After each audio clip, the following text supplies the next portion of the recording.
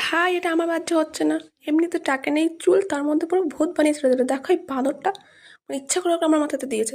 উপরে বসে বসে পাকামো মারছে, একটা চুল উঠুক তারপর তোর দেখবি। তো চলো ভিডিওটাও স্টার্ট করা যাক, কি আর করবো।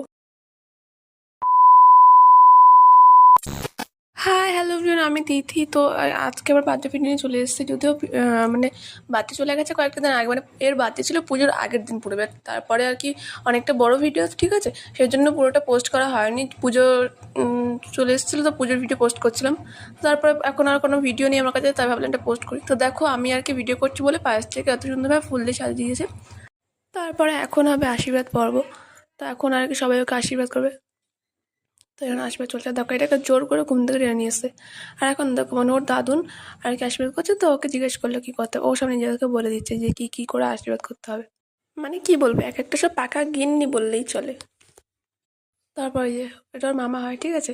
এবার এত বাদর, ও আশীর্বাদ করতে এসছে নাকি ভূত ছাড়াতে এসছে বুঝতে পারছি না। মানে ভূত ছাড়ানোর মতো ফুলটা দিয়ে ওই ফুলটা ডেকোরেশন করা ছিল, ফুলটা দিয়ে পাকাও মারছে। তারপরে দেখো মানে এখানে একটা মিস্টেক হয়ে গেছে, ঠিক আছে। মানে এই যে ক্যান্ডেলটা এটা আর কি মানে ওর 8 বছরের ক্যান্ডেল হবে, কিন্তু ভুল করে 9 বছরের ক্যান্ডেল নিয়ে এসছে, তো সেটা আর কি উল্টে দিয়েছে। ভাই বাচ্চাটা আমার না, দেখো ওই যে বাদরটা বসে আছে উপরে, কি করেছে, ভূত বানিয়ে ছেড়ে দিয়েছে পুরো।